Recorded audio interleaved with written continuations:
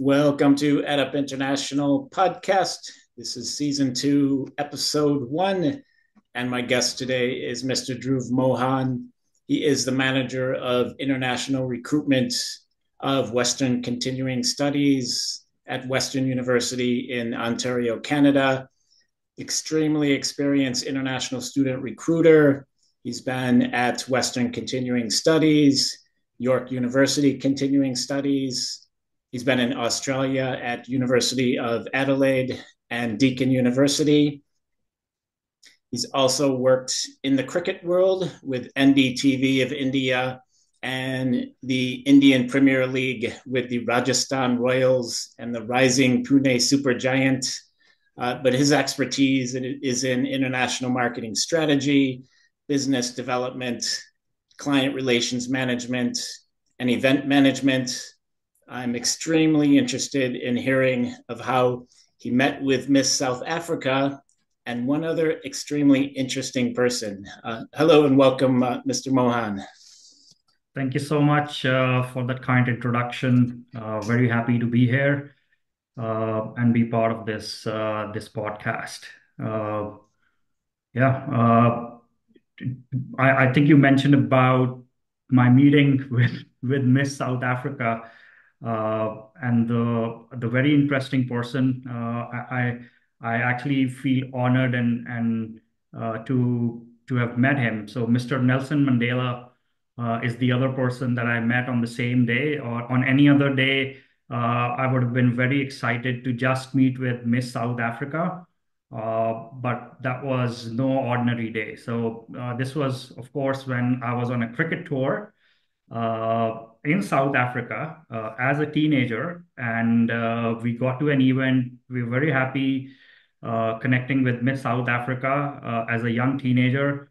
But then in walked big man, and at that time I did not understand or realize what just happened. But just meeting Nelson Mandela uh, is something I would never forget. And I was actually sharing this experience with one of the vice chancellors I was touring with, and she was a South African. And I told her this story, and she was in awe and actually envious of what was of what happened that day. So yeah, memories I would cherish for a very long time. Okay, what was your position in cricket? So I actually earned my bread and butter playing the sport. I call it as my previous life. It was a long time ago. But while I was based in India, I played professionally. I almost so I played a level below the national level. So I could not represent the country, but I played a level below that. So I earned a bread and butter playing the sport, and it was an interesting time, and a lot of memories linked to my cricketing times. Played with people that most people might recognize on the screen.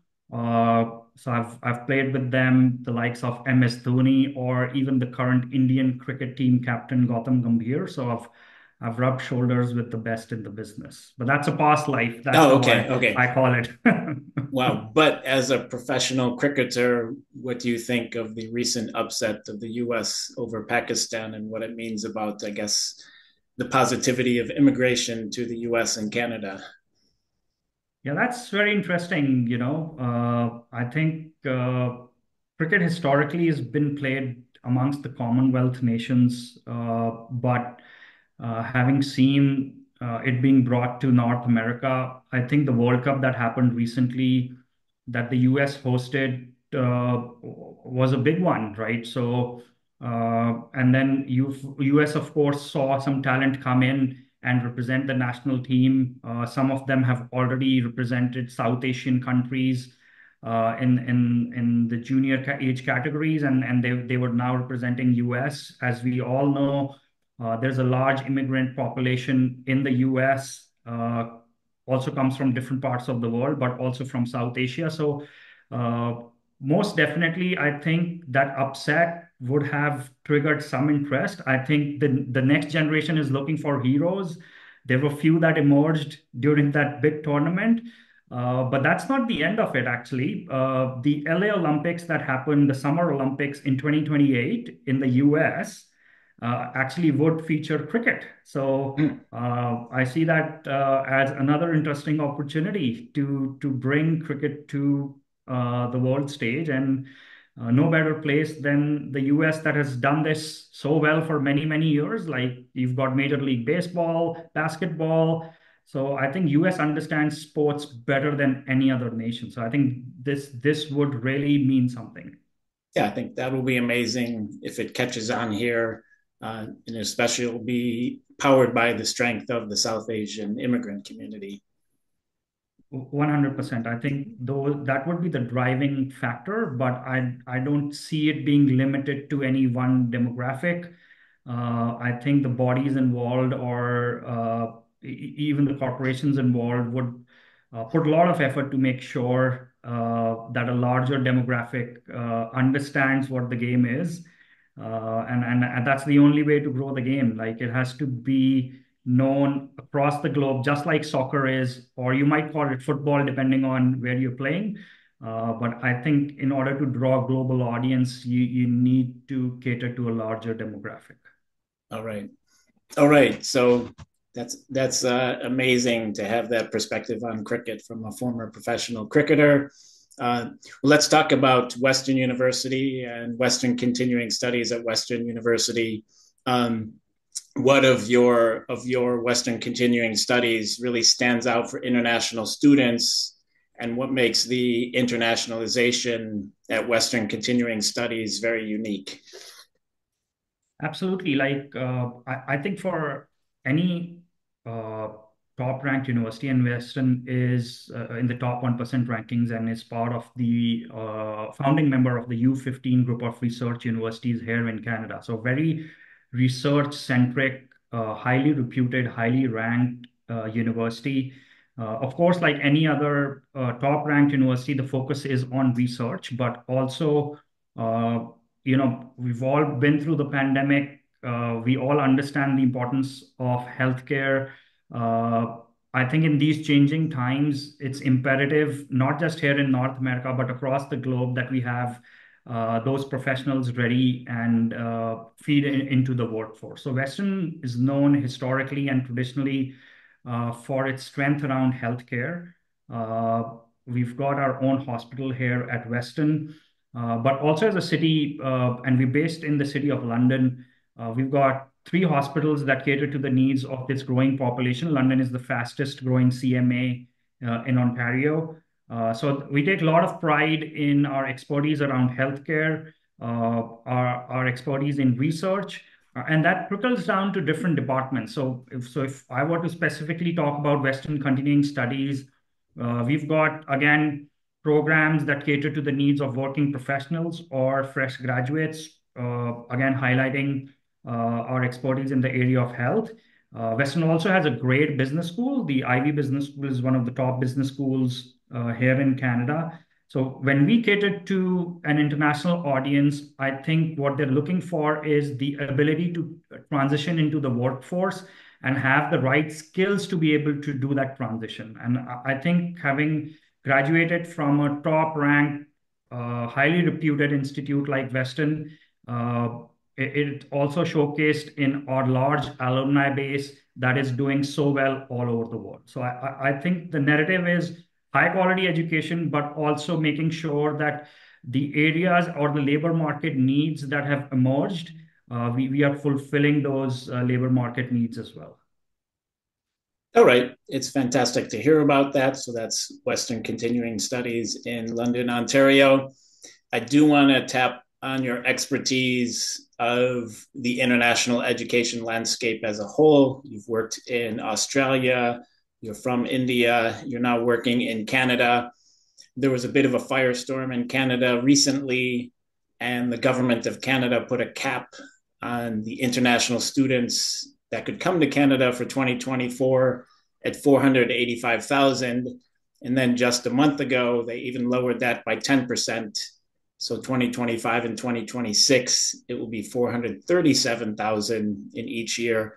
And now it includes the master's and the PhD students.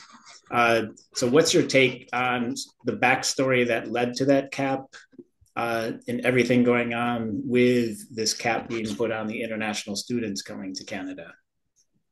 Yeah, it's interesting what's happening, not just here in Canada, but in the global international education landscape. So, I think most destinations or historically destinations that have been popular with international students are reassessing and trying to understand. So, we all went through the pandemic. The needs through the pandemic were very different. There were labor market shortages, and I think every government was trying to understand what that means and service the needs of the local demographic, right? So I think the situation uh, 2, 3 years ago was very different. That's where we saw growth with international student population, not just in Canada, but in other popular destinations like Australia or the UK as well. I think now every government is trying to assess uh, what it means. So also, I think people are very much aware in terms of certain factors. So they're especially in Canada, there's the housing crisis. Uh, Also, in terms of job opportunities, not as aggressively available. So I think all those factors are being taken into account, whether it's Canada, whether it's Australia, and I think that's what's led to these new policy changes being brought in. Also, just to add on and highlight, I think the emphasis now is to ensure the labor market needs are being met. And I think that's where the emphasis has shifted. So for Canada, some other recent changes were brought in where they've identified 5 streams, which would then allow students to finish their education in those streams and still be eligible for the postgraduate work permit. So the ability to stay back in Canada is now being linked with how can you actually service the workforce, integrate into the workforce, and then ensure that you can transition and be successful in living in the country later on as well. So contributing to the economy. I think that's where the narrative has shifted. It shifted to high quality education, servicing the labor market needs, and that's where I'll talk about that emphasis on area. So healthcare is an important area that has been identified. And that's where I talk about high quality education through top institutes. I think that's where the narrative has shifted, whether it's UK, Australia, or Canada for that matter.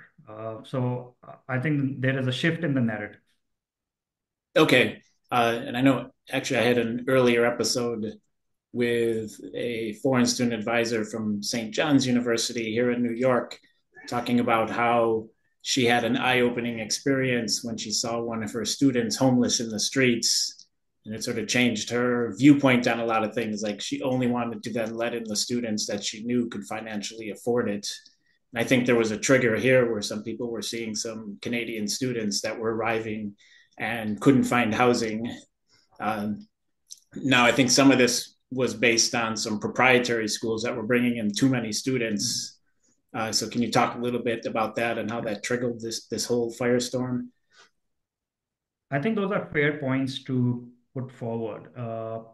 When any student uh, looks at that international journey, I think it has to be a value add, not just in terms of adding additional skills, but also helping them gain that international exposure and experience. And it should be the best experience that they get, right? So, for example, when I went and did my master's in Australia, I still feel and look at that as a life-changing experience, right? So, and I think that is imperative. So, uh, I think the need now today is to fall back and present that holistic experience to any incoming international student. So, not just the institute, is your city capable enough in providing housing, in providing job opportunities to an incoming international student? I think that's where again, the narrative has changed, and it has to be looked at it from a student perspective. It has to be student centric. I think that's the key moving forward. And I think if I talk about Western for that matter, being based in a city like London, even though it's a growing city, it's not as big as some of the bigger cities in the Greater Toronto area, right? So we are better placed in providing those services to an incoming student. Being a big university, we have the student services, we have the infrastructure, we have the accommodation, uh, we have additional services that we can provide an incoming student and make that experience one of the best experiences that they should take and would take as an incoming international student. So I think just looking them as an international student is not good enough. We need to look at their holistic journey. We need to understand what it means for them and keep the students in the forefront. I think that's going to be critical moving forward. And I think that's the narrative that needs to be set for the coming years. Okay. And I know it's the provinces that are setting the quota for each province, if that's correct. How is that affecting things on the ground, even for like Western continuing studies? Are you seeing fewer students or is it about the same? Yeah, of course, when the government narrative is around limiting the number of students, it's not even up to the province, right? So I think if the narrative is set at a federal level, then it will surely have a trickling effect. So uh, I think every province has looked at this slightly differently. Last year, when the provincial attestation letters came into existence, and every international student needed an attestation letter to actually come and start their studies in any DLI or designated learning institute here in Canada. So, if I were to talk about a province like Ontario, which is one of the biggest provinces here in Canada, the narrative was set around a majority of those going to public institutes, and those were distributed then amongst public colleges and then public universities, and a very small percentage went to the private institutes. Another province, British Columbia, had a different sort of approach where private institutes also got a substantial percentage with their PAL letters, right? So I think the provinces took different approaches to this. In terms of Ontario as a province, I still felt, and to your point, where the intent is to still promote high quality education, distributing those PALs amongst public institutes is the right thing to do, in my opinion, and I think that's what we saw uh, last year with the new narrative set around even a master's or a PhD student requiring attestation letter to get into the country now. My hope is uh, those attestations letter would be reassessed, and hopefully the universities would also get a larger chunk of those attestation letters. But again, that's only logically looking at it from point of view of one talking about high quality education and then putting that narrative around a master's degree or a PhD student who would be a great fit, not just to the institute, but also to the society as well. All right. It's interesting because now I'm working at a university in the USA for international students.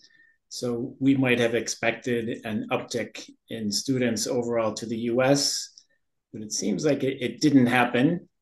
It seems like it was just not really affected by what was happening up in Canada, the number of students that came to the US. I think what you were alluding to earlier is that there was a huge explosion of international students going abroad everywhere for fall of 2023 because that was post COVID. There was all that pent up demand, and it sort of tailed off a little back down to a normal level coming back into fall 2024. But I do want to turn to your international perspective because if you remember in 2016, the US had a bit of a shock and that we might get that repeated again in November of 2024. Our Canadian universities starting to prepare in case perhaps what happened in 2016 might be repeated in 2024.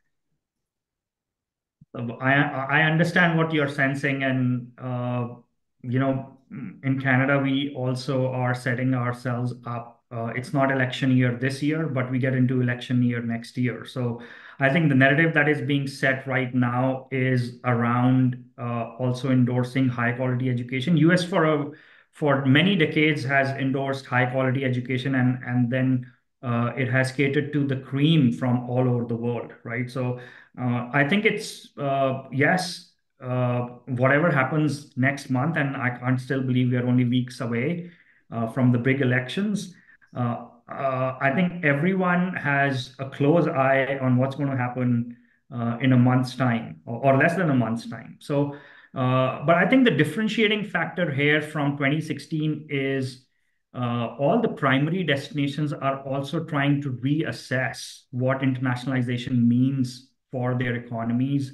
And going back to the point that I made around top 4 or 5 destinations that include UK, Australia, Canada have come out with these policies. What many are not talking about and probably not aware about is also the emergence of new destinations like France and Germany, Mm-hmm. or even about policies that countries like South Korea or Japan have brought out, where South Korea, where the demographic dividend is very poor, has now come out with a policy where they're looking to attract close to 300,000 students who would come and study in South Korea, and they have ambition to bring in those students till 2027, and then provide them some sort of a status to stay back and work in South Korea. So what's happening, interestingly, is historically people that have looked at international education and immigration, which is a byproduct of it, are also opening up to new destinations. So it's not just the historically big destinations that have attracted these students, but these new emerging markets like France, Germany. Germany has always been known for top-notch engineering programs, but no one spoke about it. Mm-hmm. With the change that's happening around us, and also interestingly, as an outcome of the pandemic, so someone sitting in Southeast Asia now looks at it in a way, what happens if we are hit with another pandemic? I don't want to travel 10,000 miles away, right? So I still want to take that experience. So if I'm in Vietnam, am I better off going to South Korea, which is still welcoming international students, and take that experience just around the corner, right? Rather than traveling 10,000 miles away. So I think that's also a shift that we see, the emergence of some new destinations. But the interesting data is if South Korea is attracting 300,000 or looking to attract 300,000 till 2027, with the slashes that have happened in Canada, we still look at a 300,000 plus number in just 1 year. So because historically we Canada is used to that sort of immigration. So interesting times with the emergence of some new markets, but I still feel traditionally strong markets like the UK, Canada, Australia would still remain attractive for international students.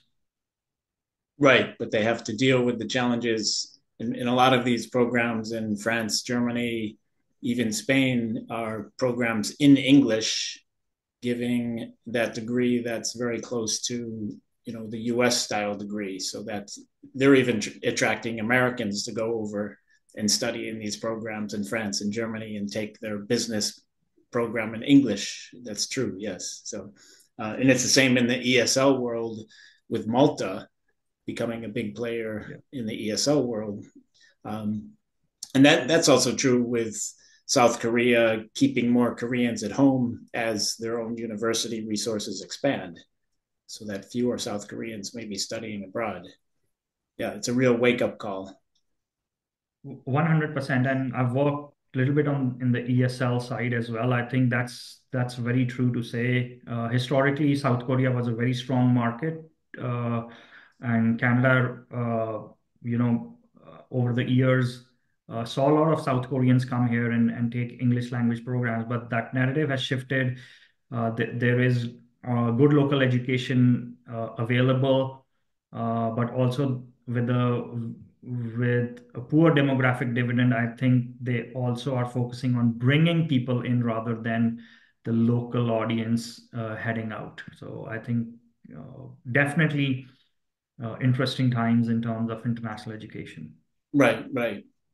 And then getting back to 2016 and 2024, the effect in 2024, if the US elections go in a certain way, may not actually be as drastic as they were in 2016. So I think everybody's sort of used to it and almost shrugs their shoulders at it, and to a certain extent, that the craziness is the craziness because there's so much craziness around the world. And then I'm at a school in a blue state, and I'm at a school that we're part of a state consortia, and I think there'll actually be a pushback of those schools in the blue states are going to say, well, you actually are still welcome here in a blue state that you can feel that welcomes international students. So, all right, and I think we have about 8 minutes left. I want to really talk about unified approaches on the national level because you've been in Australia.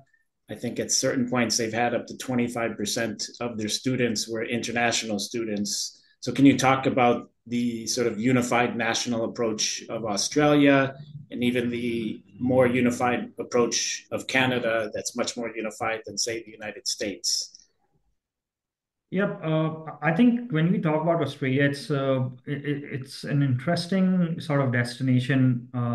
It's on the other side of the world. Like when we talk about North America and we talk about Canada, and we look at US, Canada at tandem, of course, US being one of the biggest economies in the world.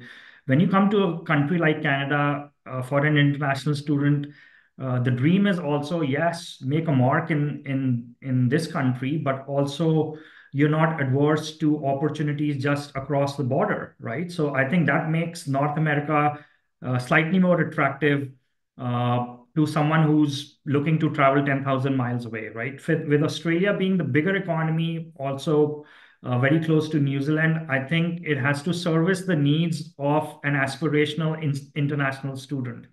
What Australia has done well, and having taken education in Australia, so Australia went through some tough times in 2009, 10, and before that there was a lot of focus on the wet sector, and then that narrative had to shift. And Australia very quickly realized that it had to talk about high quality education through higher ranked institutes. So that's how they pitched high quality education since 2010, and that's still going strong. So they've got about close to 39 to 40 public universities, and they do a great job in showcasing high quality education through those public universities, right? I think that's where they set the narrative really well. And I think US has top-notch universities. That's historically how US has attracted global talent. But someone like Australia, historically not known for that, I think that's where they set that narrative very right. And I think that's the sort of change I see now happening in Canada as well. So Canada has had fantastic high quality institutes, but the narrative has not been set historically around these high quality institutes. With these changes coming in, that's what we are hoping for, that the narrative would hopefully shift, and Canada would have a much better unified approach and talk about these high quality research centric, research driven institutes to bring in these high quality students that not just the economy uh, benefits from, but we were talking about that student journey. I think that would be imperative also in terms of catering to the needs of these high quality students. So I think the narrative has to shift around high quality education, and that needs to come out in the forefront with the Canadian institutes as well. All right. Okay. Um, and do you have any final words to really talk about Western continuing studies and also about Canada itself? What can you say about Western continuing studies? I think one thing I would love to highlight about continuing studies, as the name suggests, is we cater to the needs of uh, or the different needs of our audience. So, irrespective of where you are in your journey, whether you've worked, whether you've just freshly graduated, through continuing education, we are able to fulfill those needs and help you reskill and upskill. I think that's the key message I would love to put across. I think in these changing times, it's imperative that you are in alignment with what the changes are, and the programs and our offerings are very much aligned with the changing needs and demands of the workforce. So I think that's what uh, people are looking for in these changing times with the advent of AI. People are very inquisitive to know what that means for the future. But if anyone is looking to make sure that they have the skills that align with these changing times, then through continuing education, that's surely possible. So I think that's the one key message I'd love to put across, irrespective of where you are in your stage or where you are in your life. I think if you're looking to upskill, reskill, then continuing education is a great platform to remain aligned with how quickly this world is changing. Yeah, because that pays off in the career outcomes of your graduates. Yes, I'll just throw a stat there. So 93% of our graduates are able to find employment in their area of study within 1 year of graduating. So that's a very, very high percentage. And I think we work very closely with the industry here in Ontario to make sure that our graduates are servicing the needs of the employers and are also employable once they finish their programs with us. All right. So, Dhruv Mohan, thank you for being the guest of EdUp International Season 2, Episode 1. And we look forward to perhaps having you on again in the future. So, thank you for your time. Thank you so much for having me, and it was a pleasure talking to you, Jim. Thanks for joining Episode 1, Season 2 of the EdUp International Podcast. If you'd like to be a guest on the show, please visit podpage.com/edup-international and fill out the guest intake form. Look forward to seeing you at future episodes of the podcast. We'll be putting out an episode twice a month for season 2. We are going to have guests from ERSI, from INTED, from One to World, from many other great organizations. So keep coming back. We look forward to seeing you very soon. I'm Jim Schaefer, and thanks for joining us today.